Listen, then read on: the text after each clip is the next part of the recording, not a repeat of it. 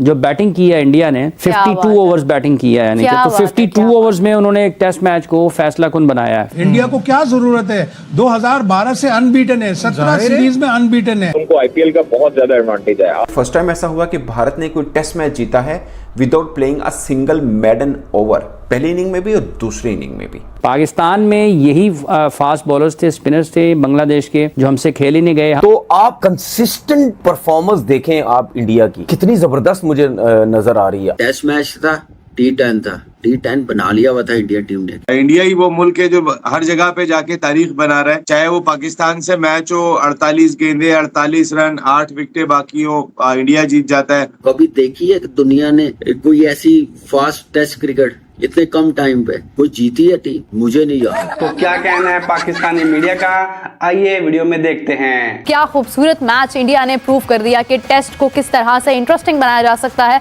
अगर ये test already बहुत इंटरेस्टिंग होता है, लेकिन उसके अंदर कम से कम ये जो एक क्विक गेम का जो एक फैक्टर होता है वो कम होता है, लेकिन इंडिया ने उसको प्रूव कर दिया। 5 दिन के अंदर जिस तरह से कैलकुलेट किया गया, 2 दिन बारिश की नजर हुए, लेकिन उसके बाद जिस तरह से कैलकुलेशन करते हुए तकरीबन आप समझ लें कि 2 से 2.5 दिन के अंदर जो मैच मुकम्मल कर दिया। जो बैटिंग की है इंडिया ने 52 ओवर्स बैटिंग किया है, यानी कि तो 52 ओवर्स में उन्होंने एक टेस्ट मैच को फैसला कुन बनाया है। 52 ओवर्स में उन्होंने एक टेस्ट मैच को फैसला कुन बनाया है। अब इंडियन टीम ऑन पेपर नहीं, ऑन ग्राउंड भी देखें तो बहुत तगड़ी है।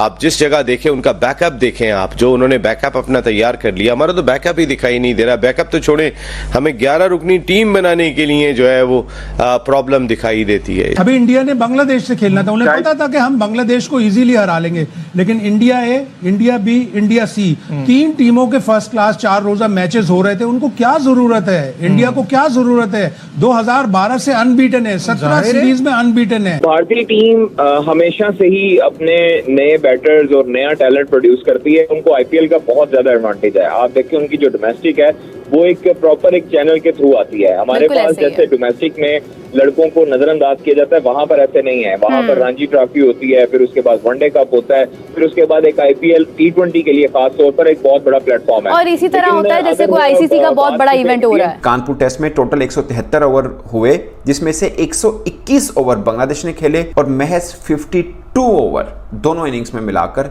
भारत ने खेले और भारत ये मैच जीत गया। फर्स्ट टाइम ऐसा हुआ कि भारत ने कोई टेस्ट मैच जीता है without playing a single maiden over, पहली इनिंग में भी और दूसरी इनिंग में भी।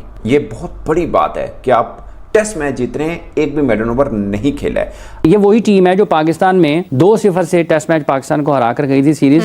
इंडिया में यही टीम 2 टेस्ट मैचों की सीरीज यकतरफा मुकाबले के बाद हारी है। पाकिस्तान में यही फास्ट बॉलर्स थे, स्पिनर्स थे बांग्लादेश के, जो हमसे खेल ही नहीं गए। हम 2 सेशन नहीं खेल पाए, उनके खिलाफ आउट हो गए। इंडियन टीम का मेरा ये एडवांटेज जरूर रहता है कि वो उनके पास बेंच की कमी नहीं है। उनके पास बेंच प्लेयर्स जो है वो बहुत ज्यादा बड़ी तादाद में होते हैं। एक अगर रोहित शर्मा जाता है तो दूसरा रोहित शर्मा आ जाता है, उनको रिप्लेस कर लेता है।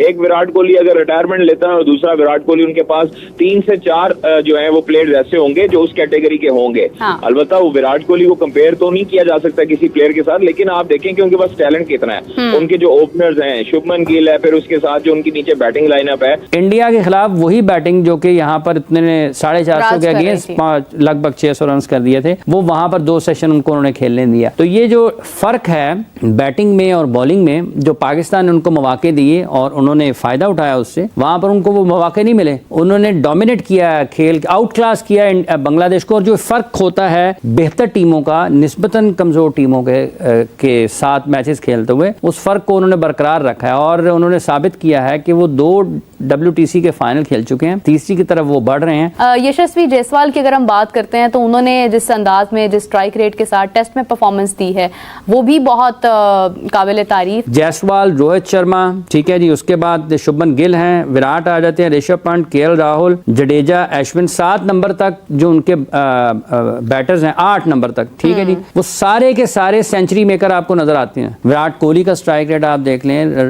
KL राहुल का स्ट्राइक रेट देख लें, शुभमन गिल का स्ट्राइक, सबके सब 100 से ज्यादा के खेले। के बाद अगर आप इंडियन टीम की बात करें तो इंडियन टीम अगर अभी ये वाली जो प्लेइंग 11 या 15 रुकनी स्क्वाड है तो इसको रेस्ट करवाते हैं, तो उनके पास 3 ऐसी टीमें मौजूद हैं जो इनको रिप्लेस कर सकती हैं। वो हर फॉर्मेट में है, वो वनडे में भी है और टेस्ट में भी है। तो आप कंसिस्टेंट परफॉर्मेंस देखें आप इंडिया की, कितनी जबरदस्त मुझे नजर आ रही है। ये जो बीसीसीआई की जो कंसिस्टेंट एक प्लानिंग थी, उसकी वजह से ये जीते। कंसिस्टेंट प्लानिंग क्या होती है? अगर कोई भी हेड कोच बन गया, उसको पूरा टाइम दिया। मैंने नहीं कभी देखा या सुना कि अगर कोई इंडियन टीम का सिलेक्टर है, कोई भी चेयरमैन आता है, पहली तो बात चेयरमैन मतलब यानी ऐसा आता ही नहीं जो मेरिट पे ना हो, सारे वो नीचे से सिस्टम से उठ के आते हैं, ठीक है, उनके चेयरमैन। ऐसा नहीं होता कि जो गवर्नमेंट इंडिया की आती है वो वजीर आजम उठा के चेयरमैन बना देता है, ऐसा नहीं होता।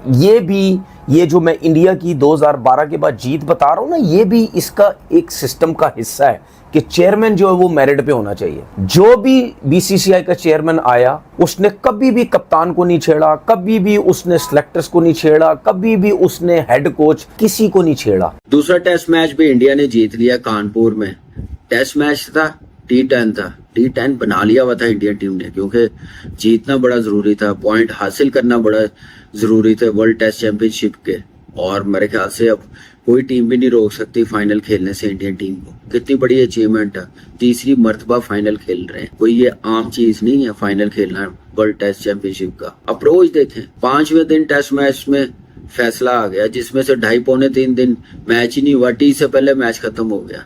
इंडियन टीम ने सिर्फ बैटिंग 51-52 ओवर्स की है तो टेस्ट मैच जीत गए। कोई सोच सकता है, कभी देखी है कि दुनिया ने कोई ऐसी फास्ट टेस्ट क्रिकेट इतने कम टाइम पे कोई जीती है टीम? मुझे नहीं याद, जब से मैं खेल रहा हूँ, देख रहा हूँ क्रिकेट। मैंने क्या इंटरनेशनल में, क्या मैंने कभी डोमेस्टिक में नहीं देखी ऐसी अप्रोच। मुझे तो शर्म अपनी क्रिकेट पे आ रही है कि इनसे वाइट वॉश हुई है पाकिस्तान की टीम। शर्म वाली बात है हमारे लिए, हमारी क्रिकेट के लिए, कि हम लोग कितना बुरा खेले होंगे, क्या सोच के खेले होंगे जो हम लोग इनसे वाइट वॉश हुए हैं।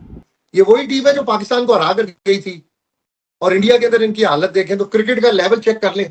इंडिया ही वो मुल्क है जो हर जगह पे जाके तारीख बना रहा है। चाहे वो पाकिस्तान से मैच हो, 48 गेंदे, 48 रन, 8 विकेटें बाकी हो, इंडिया जीत जाता है।